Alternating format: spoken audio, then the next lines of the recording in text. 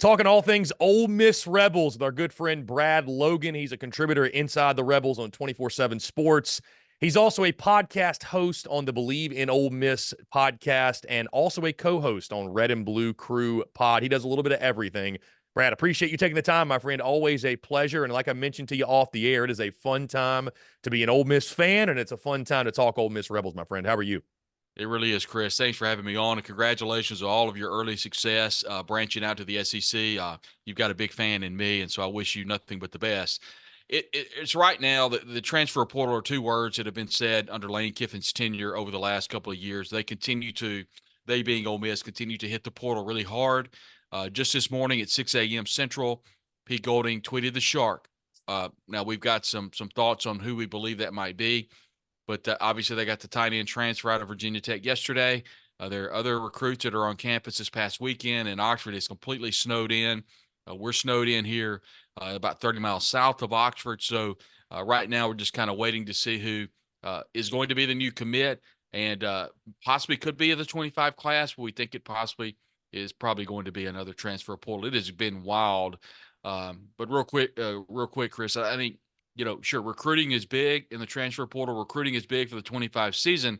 But I think what Lane Kiffin, Pete Golding, Charlie Weiss, Randall Joyner, that entire recruiting staff, along with Kelvin Bolden, have done a phenomenal job not only recruiting the portal, recruiting high school kids, but recruiting their own roster. I think when Trey Harris came out, the wide receiver, and said he was going to stay, Ulysses Bentley has come out and said he's going to stay. We just heard from John Saunders Jr., who's going to stay the final year. They're calling it the final dance or the last dance of 24, similar to akin to what Michael Jordan and the Chicago Bulls did in the 1990s. And then you all of a sudden you get Jackson Dart comes out, he's staying. The only person of significance that has left has been running back Quinshon Judkins. And sure, that's a big component of this offense. So I expect Ole Miss to try to fill that gap with another running back out of the portal. But yeah, pretty good news that you only lose one player of significance off a team that wins 11 games, the first 11 win program in program history. Yeah, Brett, let's start there. You mentioned that because one thing that'll help you out, obviously, with momentum and the portal and recruiting is winning 11 games. And the first time, like you mentioned in school history, you close it out with that Peach Bowl win over the Penn State Nittany Lions, right? I mean, it's a feature game. Penn State is a brand, a big-time program. So that win was big for many reasons. But, I mean, you look back on the 2023 season, Brad, you lose two games to Alabama and Georgia, right? I mean, it was a great season in Oxford. And again, you covered that thing day in, day out. Just really quickly touch on the 2023 season that was, and then the significance of, again, you win 11 games, first time in school history. That's a significant feat and a significant achievement under head coach Lane Kiffin. Well, oddly enough, a couple of plays that really stand out. That's of course the defensive stand against LSU when Ole Miss wins that game, 55-49, I believe. Another game that I'm reminded of is Randy Bond's field goal from Texas A&M comes up a little short after Xavier Harris, who was up for Special Teams Player of the Year from a couple of services. He blocks her, just barely tips that field goal, and Ole Miss beats A&M in another close one. They win all their close games this year, and when Ole Miss was able to beat Arkansas by 6 or 7 points in Oxford, another close one. Ole Miss was able to beat Mississippi State on the road by 10 points, but not before Ole Miss forces Mississippi State for a field goal, and the kicker Ferry's kick comes a little bit short. Everything that had to go right for Ole Miss during the season went right. All of the close games, and coming into the season, you look at what you go back into history and look at Houston Nutt, you look at Hugh Freeze, you look at Matt Luke, you look at Billy Brewer. So many of those close games go the other way. So much so, Chris, that the moniker around Oxford and Ole Miss is "We are Ole Miss," and the team says that, or that's things that people say before the game. But it was a negative thing that people would say, "Well, we'll win the party. We'll just go to the Grove and hang out and have a good time. We may not win the game, but we always win the party." Nobody says that anymore. That has completely been eradicated from the program. Nobody walks around and says, well, we are Ole Miss. WAOM. That's the moniker, the hashtag that people, and you just don't see that anymore. And I think that's a credit to Lane Kiffin and the staff and the players about how well they've done this year. But those close games, to me, is what says how Lane Kiffin has changed the program, has changed the culture. And you can go back to the game a couple of years ago at Tennessee. That was the biggest game in Lane Kiffin's tenure. to win on the road in the SEC. He was able to do that. And now we're a couple of years later. Ole Miss wins 11 games, and now probably Chris ranked in the top 10, maybe even close to the top 5 in some services leading into that 24 season. Brad, speaking of Lane Kiffin, what's it like covering him on a day in, day out basis? Because I had my first ever opportunity to listen to Lane Kiffin. It was in person and really sit down and listen to him in a presser. It was in person last year's SEC Media Days. And, he's a guy that, in person, speaking to the media, he's going to speak his mind, but he's fairly subdued. I don't think it's anything over the top, if you will. Just kind of looks like he's doing it because he has to, but he's electric on social media. I mean, it's like he's low-key trolling everybody else in the SEC. He's posting different things, right? When they were visiting South Carolina and visiting Juice Wells, they're posting the South Carolina golf cart, and you got Ole Miss staffers going back and forth with South Carolina staffers. Right now, he's tweeting, if you will, at Hugh Freeze, and Hugh Freeze is probably never going to reply. But I mean, what is it like covering him? Because I mean, again, he's just, for somebody like in the content space, like, it's got to be a ton of fun just kind of seeing what will Lane Kiffin say or do next. He's nothing like his online persona. In a press conference setting, you talked about it in the SEC media days. I mean, he's just like that. He's very to the point. He does not deviate from the message, and excuse me, he's very similar to Nick Saban. He coached under Saban. I think he learned a lot about how to deal with the media. He doesn't smile very much. He doesn't laugh. Very few times he will make it some form of a joke.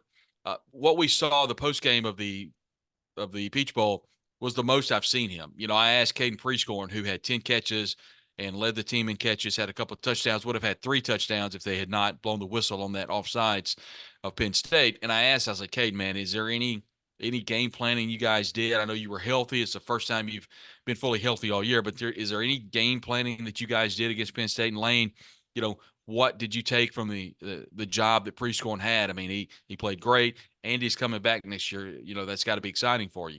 And while Caden was answering, he interjected and said, wait a minute.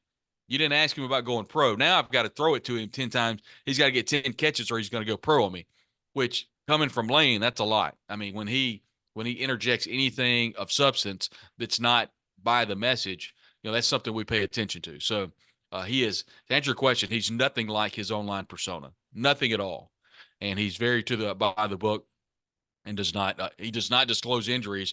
And it's real funny because Tyler Comas, who works with me, he'll say, I know you don't talk about injuries, but what about, for example, Micah Pettis was dealing with a lower body injury. What about Micah Pettis at left tackle? Do you expect him to play? He says, well, I'm not going to discuss injuries, but Micah Pettis is not going to play because of a lower leg injury. So he would actually answer the question anyway. So it's kind of funny, listen to some of those things. But yeah, he is a lot of fun to cover from the social standpoint. That's for sure. Brad, you mentioned the retirement of Nick Saban and the fact that Lane Kiffin worked under Saban, and obviously Lane showing his respects to the GOAT on social media. He would do that a lot, by the way, throughout the season and just talking about the GOAT that is Nick Saban. But with his retirement, right, the excitement in Oxford was already at a fever pitch. What is the mood now? First, I'll get your thoughts and your reactions, Brad, to the GOAT hanging it up. But I mean, what's the excitement level at now looking at 2024 where it's like, Alabama's still going to be chock full of talent, don't get me wrong, but I mean, all of a sudden, it's like the stars are almost aligning for Ole Miss going into 2024. And by the way, many other SEC programs that I think secretly, even if they're not, letting these feelings be known, I mean, I'm sure that there's fan base, the fan bases in Athens, Starkville, Fayetteville, Oxford. There's a lot of folks that are probably pretty happy to see Nick Saban head out the door. Your thoughts on the retirement and then the vibe around Oxford, what it means for Ole Miss that maybe they don't have to deal with Nick Saban anymore. Interesting about Nick Saban, Ole Miss, it'll be the first year Ole Miss does not play Alabama since 1991, and they've played them consecutively since then. So, yeah, I think everybody's kind of looking at that. But here's a stat for you, Chris. I don't think anybody's really thinking about. People don't realize Lane Kiffin is the 3rd or 4th tenured coach in the SEC.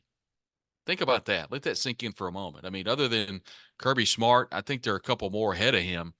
But other than those, Stoops is the most tenured. That's the wild. Mark Stoops, and so it's really maybe 3rd or 4th. So, But yeah, I mean that's interesting to know that Lane has been at Ole Miss when everyone is like, yeah, he'll stay a year or two and leave.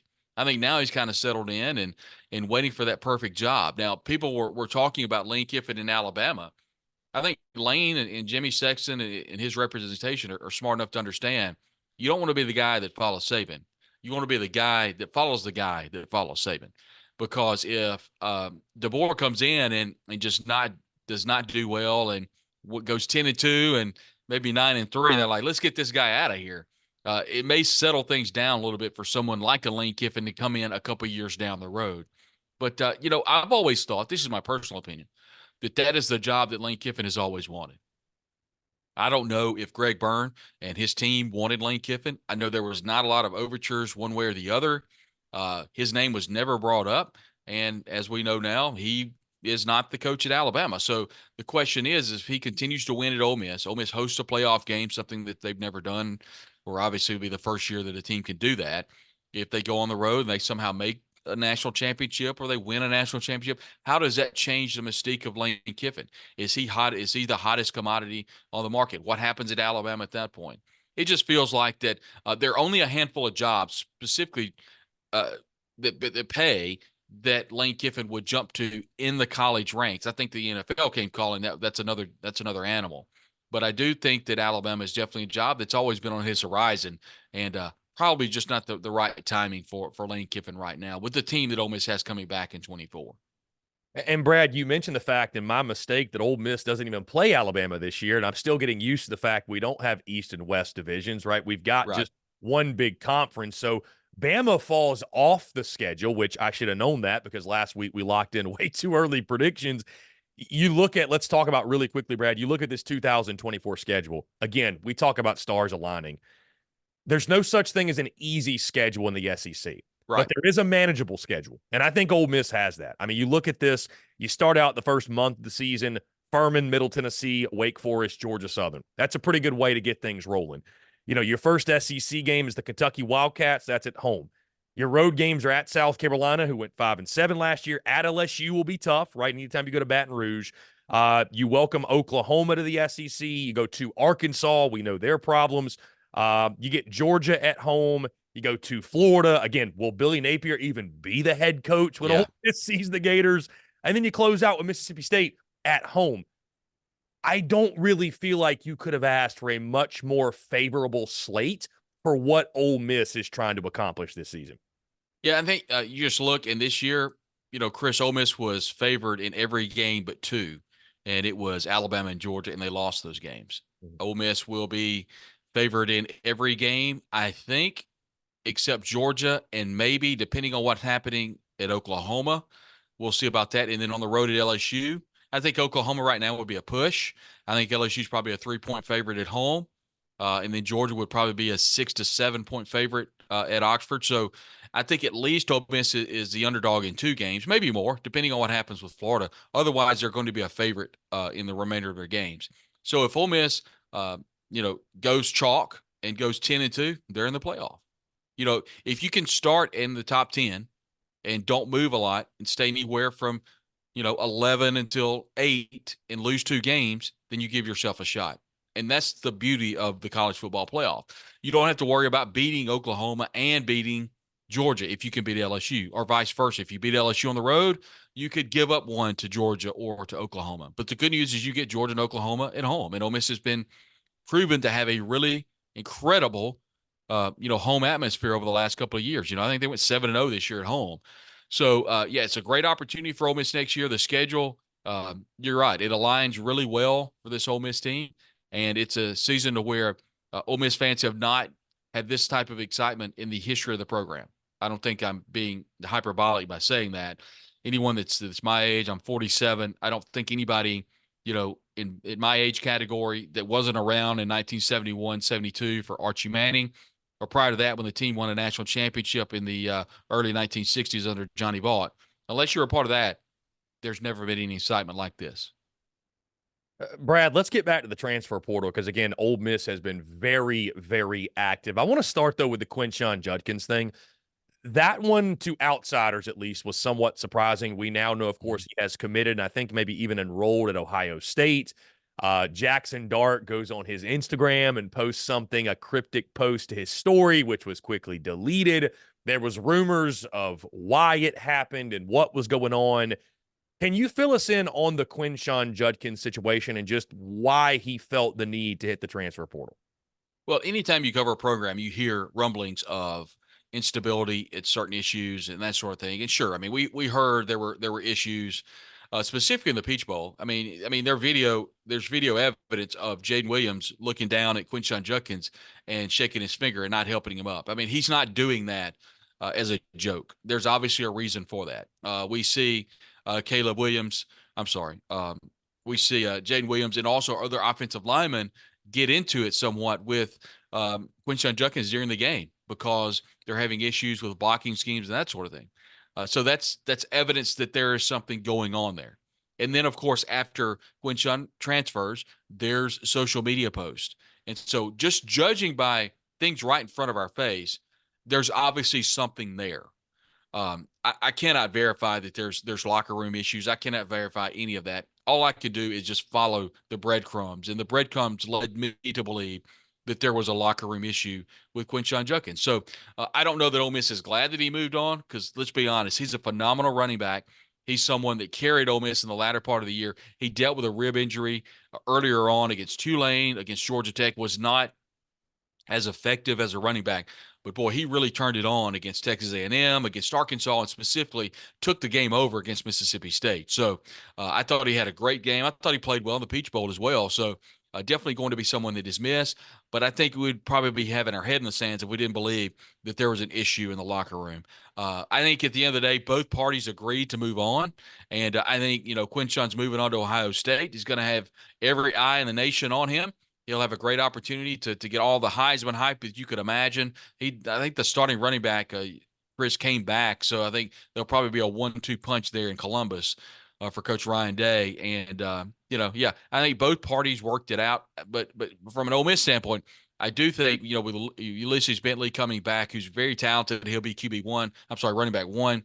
And then you've got a couple other guys. Kedrick Riscondo is a running back to be looking forward to. He's someone that Kevin Smith, the running back coach, really likes. But I do think Ole Miss will go to the portal and get an established running back at some point, maybe in the next window in May. But I expect Ole Miss to get one more running back before the season. So, Brad, sticking with the transfer portal, let's talk some of these additions that Lane Kiffin has been able to reel in. I mean, the names range from guys like Walter Nolan, Princely Uman Tyler Barron, Juice Wells, Pooh Paul Jr., the linebacker from Arkansas, Logan Diggs, right? We just found out, by the way, you need a running back. He comes over from LSU to Ole Miss. Starting defensively, because they flashed this graphic during the Peach Bowl. I think what is really interesting, and I really commend Lane Kiffin, because a lot of times coaches will say something, and that's kind of all that happens, right? They just say it. Lane Kiffin said after the Georgia game, and he got kind of criticized for it, right? For just publicly coming out and saying that, and I'm paraphrasing, but we need better players. I mean, we need bigger bodies. We need to look like that on defense. In your opinion, your assessment, do you feel like Lane Kiffin and the Ole Miss Rebels have gotten closer to that by these additions through the portal when it comes to the defensive side of the football, specifically getting the size, the speed, the type of players you need to succeed at the level that he was referring to? Yeah, I mean, I was sitting right across from Lane when he said, I knew when I looked at their roster and I looked across the way, I knew we were in trouble. And he said, that's no indictment on our players. Our players play their tails off. It's just we were he basically said, we're in a different league than Georgia with talent. And he said, we've got to fix it. Now, you'll hear me say a lot between now and September before they kick it off again, that on paper, you'll hear me say that a lot on paper. On paper right now, Chris, Ole Miss has absolutely stocked its roster with much better talent to make a run in 24, specifically on defense. And now I really think John Saunders Jr. coming back to defensive back is huge news for Ole Miss. But you talked about Uman who's a great player, who Ole Miss has got the number one defensive end, the number one defensive tackle out of the portal ranked by our friends at 24/7 Sports. And Walter Nolan coming in, we saw pictures of him moving into Oxford. Everything appears good there. Tyler Barron, who was recruited heavily because his brother or his stepbrother went and had some family going to Louisville. Ole Miss drove those guys off. They lost to McDonald to the portal to Louisville, but they did keep Tyler Barron, who they really needed him. Not to mention J.J. Pegues, the talented defensive tackle, transfer out of Auburn, is coming back. You've got Jared Ivey, who has been huge at defensive end. But linebacker, you just named it. I think Pooh Paul is one of the better tacklers that's going to be on this roster.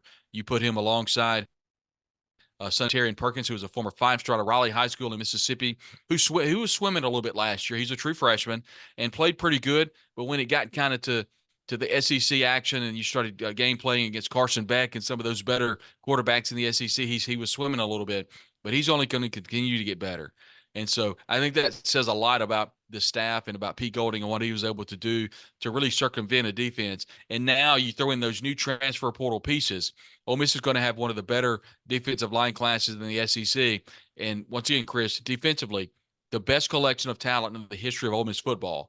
Now, we could argue what that means because they haven't been defensive so to speak, over the years. But without question, the best collection of talent on defense, and I would argue on offense as well, specifically at wide receiver in the history of the program. Yeah, Brad, I was going to ask, where does Juice Wells fit into the equation? Because obviously last year with South Carolina, he battled the injuries, and there was some speculation. Could he have played in the final few games? Could he not? Whatever. That's kind of beside the point. But it's like, where does he fit in? Because I think all of a sudden Juice Wells goes from being, no-brainer wide receiver one in Columbia to he's really fighting for reps, which is a good thing, though. I mean, iron sharpens iron, and you mentioned who's going to replace Quinshon Judkins, but I mean, Ole Miss is loaded everywhere else, led by Jackson Dart. And of course, like we mentioned, he's got a fantastic group of receivers and Prescore on the tight end, I believe you mentioned, right? He's back also in 2024. Well, the good thing about Ole Miss is you're going to go 8-10 deep at wide receiver. And now that if you, for example, run Deion Smith, the number one JUCO player in the country who's coming to Ole Miss, he runs a go route and he can just roll off the field, and then you roll in Juice Wells. So I think just having 8 to 10 deep of just absolute burners is going to be key. Jordan Watkins is coming back, the wide receiver has pointed out he's coming back along with Deion Smith. And Marquise Willis is someone that nobody knows about. But he's Malik Willis's brother, who was quarterback for the Titans. He played at a small Kahoma, if I can say it right, Kahoma Community College down the road in Clarksdale, Mississippi, and nobody knows about him. But he's got a great speed, and so he's definitely someone to look for. But Juice Wells is someone that Ole Miss got on early when he got in the portal. There were some questions about his leg, about his ankle, about if he was going to be 100%. Ole Miss liked their opportunities with him, so he's coming in, and it's going to be an electric wide receiving core for sure. Hey, real quick, Chris, let me say this about running back. I appreciate you bringing up Logan Diggs. He is the transfer, started out at Notre Dame, went to LSU. He's now coming to Oxford. We have been told there could be a pretty difficult injury to his knee. So there's a chance that Ole Miss will not be able to get him until the somewhat midway part of the season. So that's definitely something to monitor. But I appreciate you pointing that out. Ole Miss will have running back depth in the back half of that secondary with Logan Diggs, who's a very good running back out of LSU. Yeah, Brad, you've been working in the portal when Logan Diggs is just kind of an under-the-radar pickup, Yeah. if you will. And on that note, Brad, if you had to pick one, I'm going to put you on the spot. Of all these portal guys, who do you think, when it's all said and done, will be the biggest difference maker? Is there one guy you look at like, that's going to be the guy right there that's the anchor of this thing or makes this thing go or has the best season, if you will? There's so many candidates, right? Because there's so many quality players been added. But is there one guy that, whether when he was added or now, you look upon and you say, that was the big one that Ole Miss locked down? I think at the end of the year, you're going to look back and say Walter Nolan was a great player. Princely Umanellan is an incredible defensive end.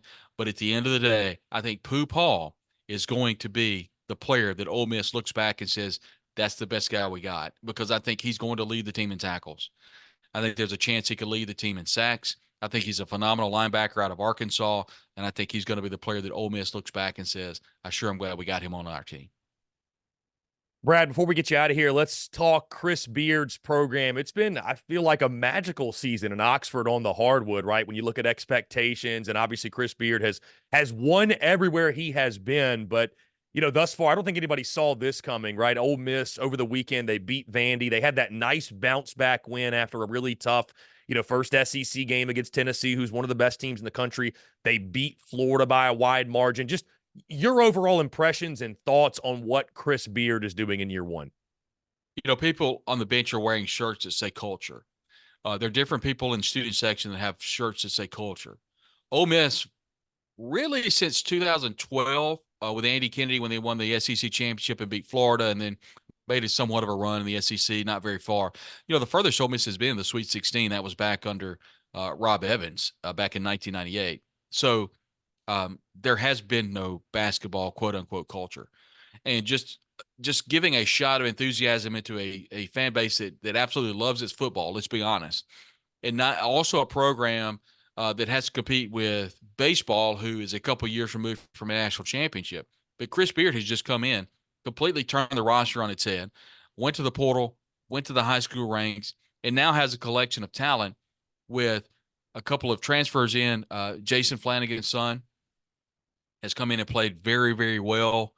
And then you've also got a couple of big guys, and then you've got Matthew Morrell, who's been lights out shooting the basketball. Jamin Brakefield, also the transfer from Duke, the Mississippi product, has really played well for Ole Miss down the stretch. And now all of a sudden you look, they've only got one or two losses, and they're in really good here early on in the SEC.